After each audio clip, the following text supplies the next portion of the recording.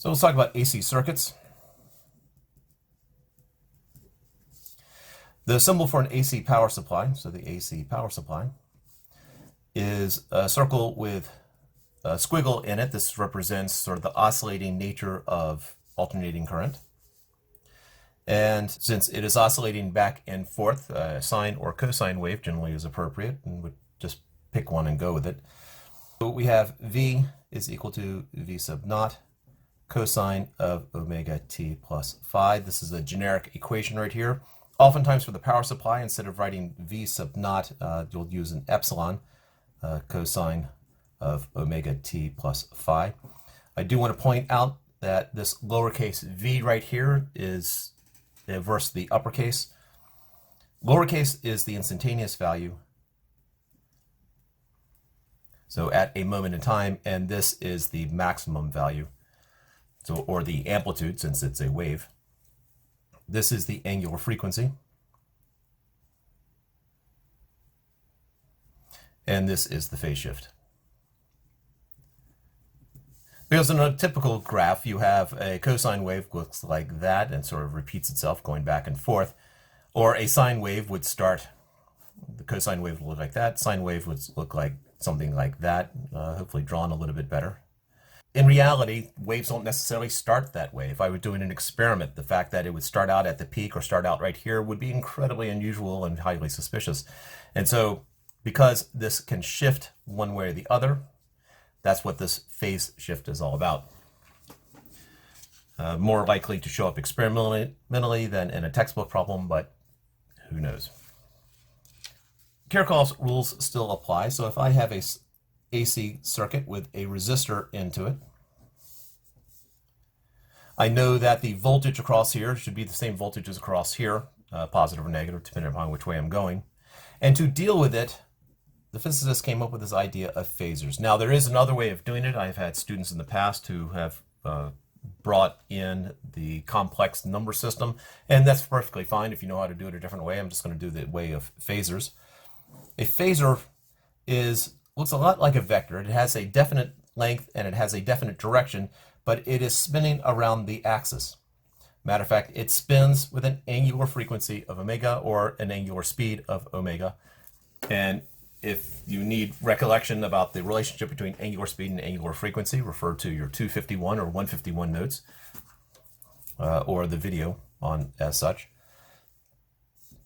And so this would represent, it either represents voltage or current. So for instance, this might represent the voltage across the resistor.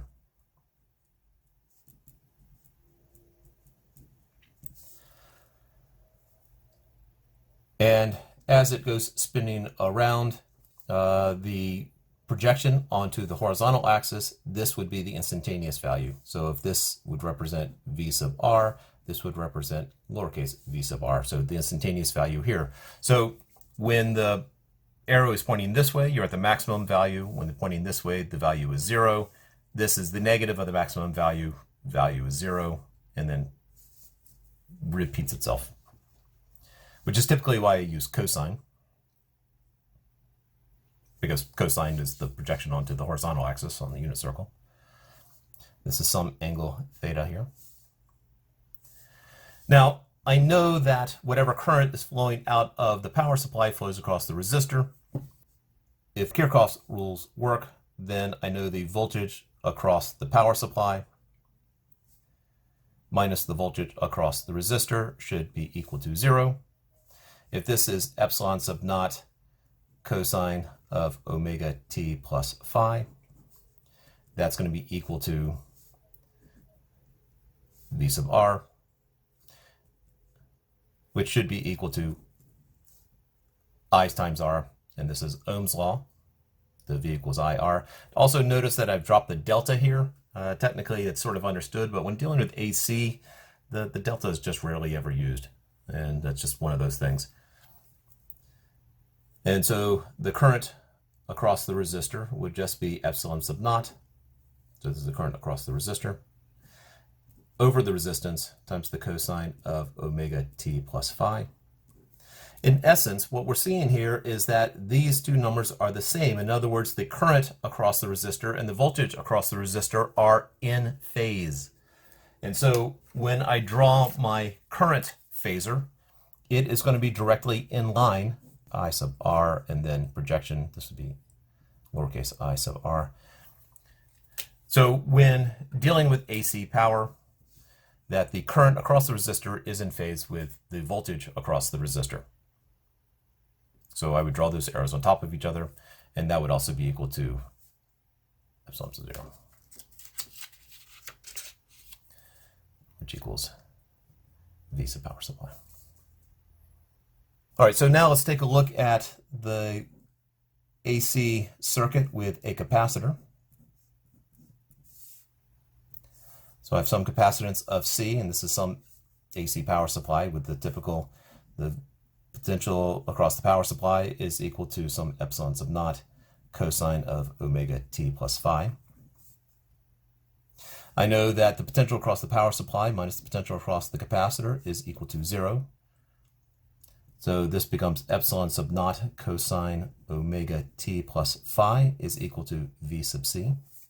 Let's think about capacitance. If you flash back a few chapters, we have, I know that capacitance is equal to the charge divided by the change in potential or voltage. And the voltage, therefore, would be Q over C. So this translates over here. This would be lowercase q, because this is an instantaneous value. Instantaneous value. This is the charge on the capacitor over the capacitance. And so the charge on the capacitor is equal to C epsilon sub 0 cosine of omega t plus phi. But we want the formula for the current. And recognize this is the charge on the capacitor. It is not the charge that is flowing through here, it's the charge on the capacitor. And so when we're talking about current, we got to look at current two different ways. So first off, in general, if we flash back to the DC, current is equal to the change in charge over the change in time, or for the calculus-based version, dq dt. If we think about that, the total charge here that we have involved is the charge that is flowing plus the charge on the capacitor.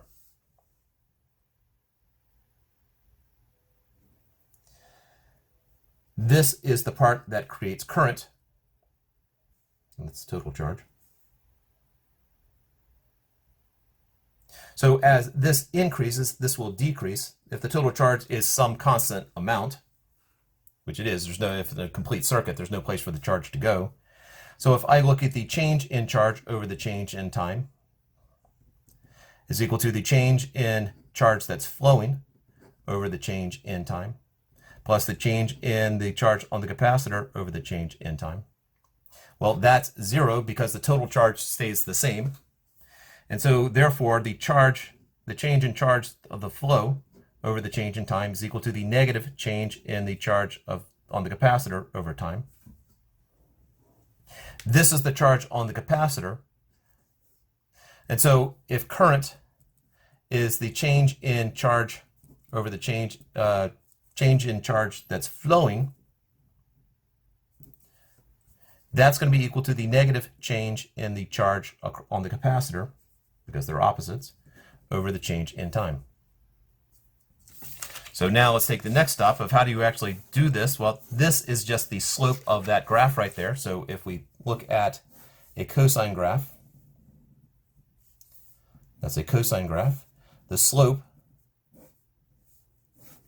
is 0 here, the slope is 0 here, the slope is 0 there. The slope is negative, the slope is positive. This is a negative sine graph. Current across the capacitor, flowing onto the capacitor, would be the negative slope of this graph right here, which would be negative C epsilon negative sine omega t plus phi. And then there's an extra omega out there. I do have another video where I do explain that in better detail. I'm assuming that you will just either let it flow over you and you agree with that, or you've looked at the other video, or you've asked me specifically about that. For the calculus-based version, just take the derivative, and that's the chain rule. So we end up with negative c, the negatives cancel out, so we end up with c omega epsilon sub naught sine omega t plus phi.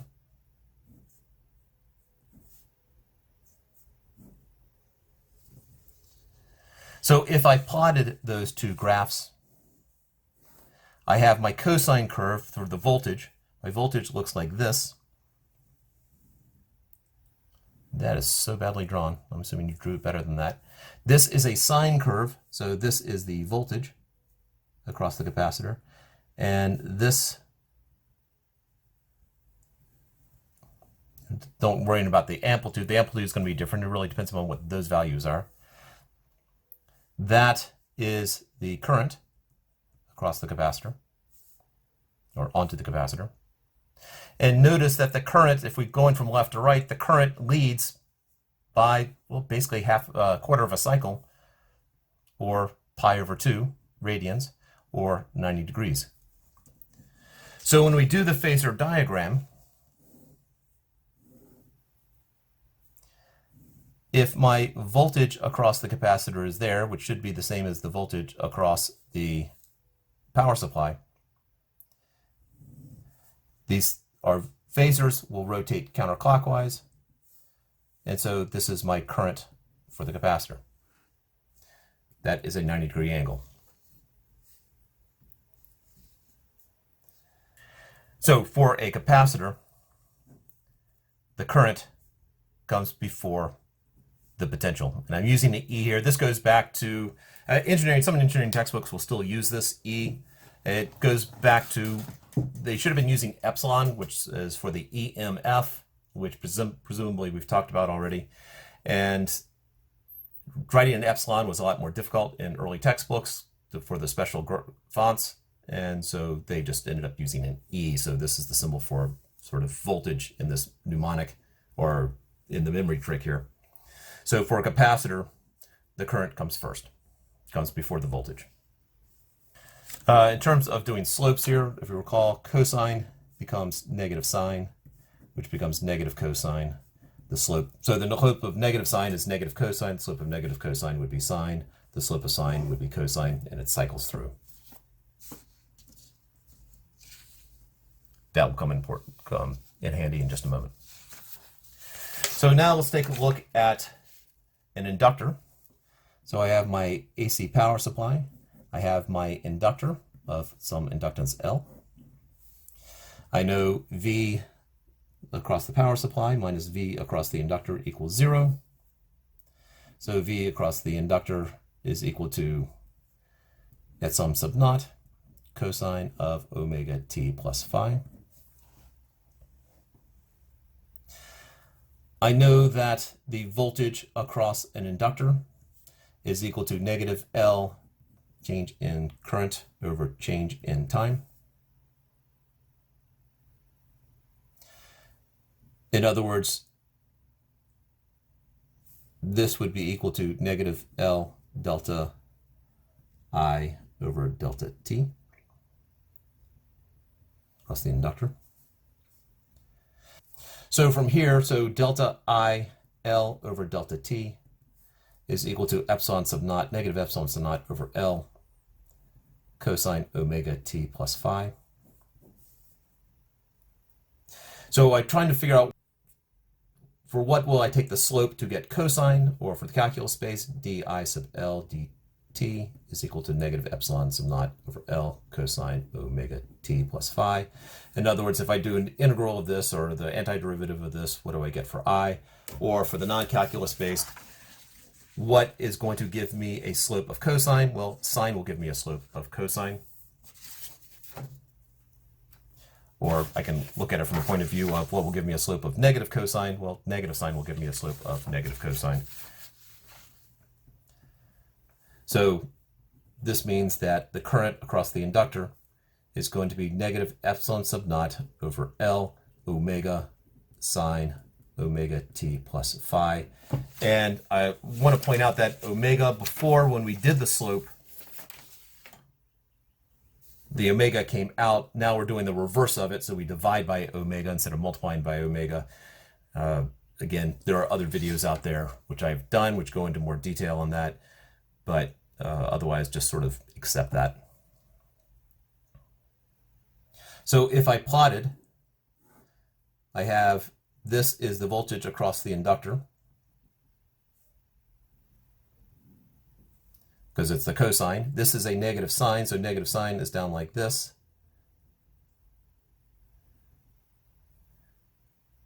So this is the current. So as I'm going from left to right, notice that the voltage here, this is the voltage is in front of the current. So in terms of my phasor diagram, if I have my voltage across the inductor, which should be the same as in this particular case for the power supply, my current lags by 90 degrees.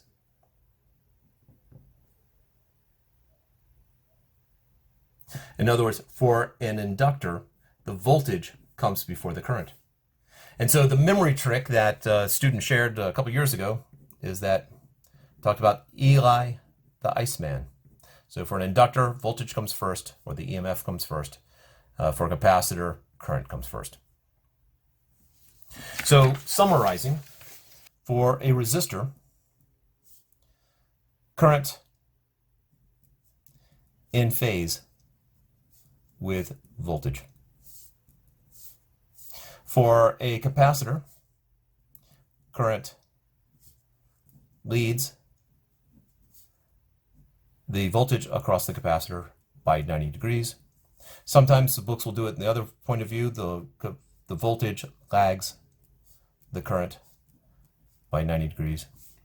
And then for an inductor, the current lags the voltage by 90 degrees, or the voltage leads the current by 90 degrees. Now, that might not seem like much, however, it does become critical in actually doing the analyses.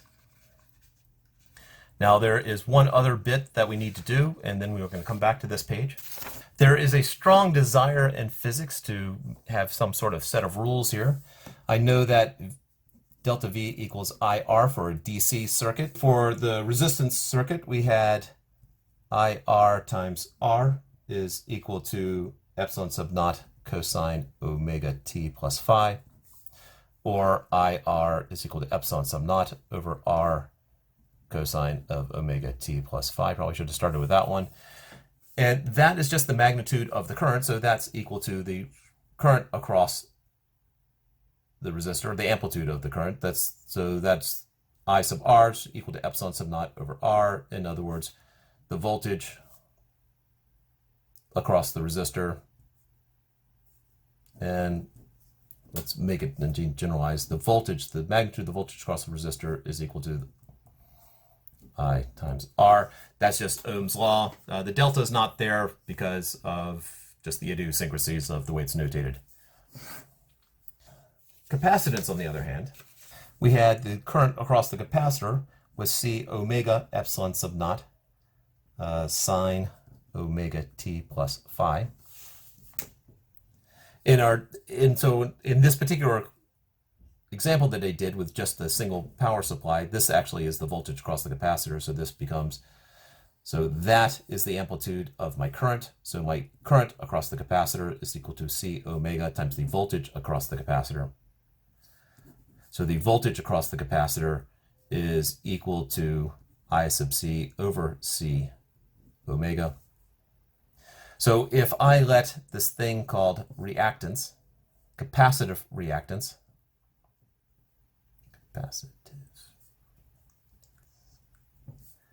equal to 1 over C omega, or omega C, depending upon my mood, then this becomes I sub C, X sub C, and we have an Ohm's law variation with this capacitive reactance. And so that is the formula for capacitive reactance. And then for inductance, we had I sub L is equal to negative, just looking at the magnitude, negative epsilon sub naught L omega sine omega t plus phi. Similar type reasoning here. The current across the inductor, the magnitude of the current across the inductor, well, that's the amplitude right there. is equal to the voltage across the inductor over L omega. So the voltage across the inductor, the amplitude of the voltage across the inductor is equal to L omega times I sub L. That's an L there. And this is the inductive reactance. So bringing back our summary here. So we have the relationship of phases. I know that the magnitude of the voltage across the, keep saying magnitude, the amplitude of the voltage across the resistor is equal to the amplitude of the current across the resistor times the resistance. The amplitude of the voltage across the capacitor is equal to the amplitude of the current across the capacitor times the capacitive reactance, where X sub C is equal to 1 over omega C. And the amplitude of the voltage across the inductor is equal to the amplitude of the current across the inductor times X sub L, where X sub L is equal to omega L. That summary right there is going to help out a great deal. This allows us to actually solve problems.